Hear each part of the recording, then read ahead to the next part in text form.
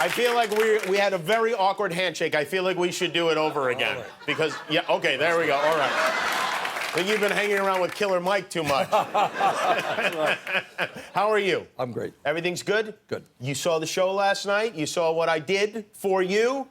You made it possible for us to have a very interesting debate. That's right. About two guys who look at the world very, very differently. Oh, boy, do you guys look at it differently. That would be some debate. I mean, I really think it might be one of the highest-rated events in television history.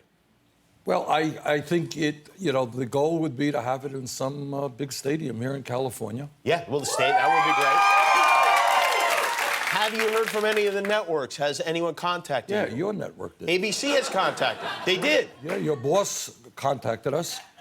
And Which one, Bob Iger? He said you're fired. No. I feel terrible having to tell you. He said, why are you doing this? Well, that's probably good news because I am available to be a running mate in case you or anyone knows.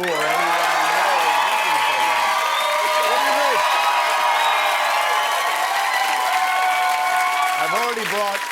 I've already brought one Democrat and one Republican together, you and Donald Trump. I really feel like I can continue this in Congress. You mean you're a bipartisan kind of guy? Yes, I can build bridges. I don't build walls, I build bridges. Unnecessary bridges. You originally, I know, you were supposed to debate Hillary Clinton here in California. Yeah, we had reached an agreement for a number of debates, including one in California. Unfortunately, and I think not appropriately, Secretary Clinton decided not to go forward. She did. Do you understand why she did that? Does it make sense politically to kind of skip that debate? No, it doesn't. And first of all, I think it's kind of insulting to the people of the largest state in the United States of America not to come forward and talk about the issues, serious issues that impact this state and impact the country. So disappointed that she chose not to go forward. I have a clip I'd like to play for you just to get your reaction to it. Here we go. You get into the general election if you're the nominee for your party. I will be the nominee for my party, Chris. That is already done, in effect. There is no way that I won't be. Does that make you mad seeing that? Just a tinge arrogance there, I think.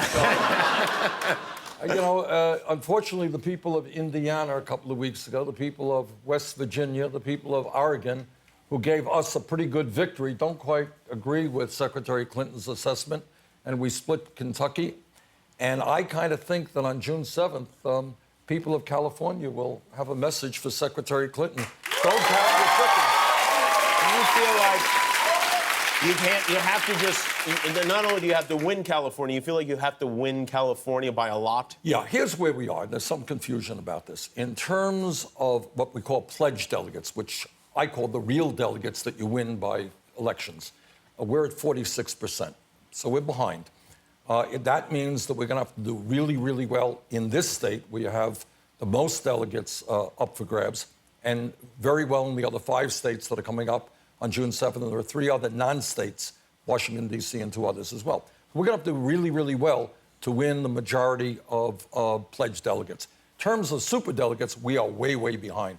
There were 400 superdelegates who announced their support for Secretary Clinton before anyone else was in the race, before the first ballot was cast.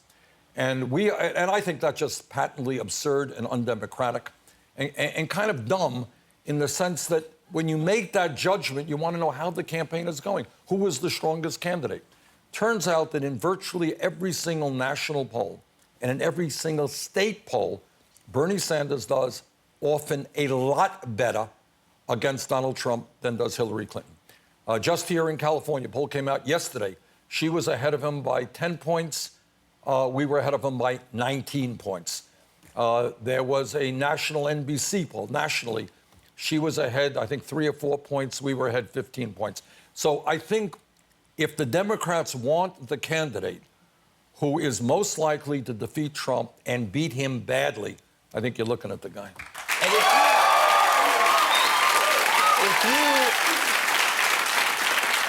if he has all the super delegates, shouldn't you have bat delegates?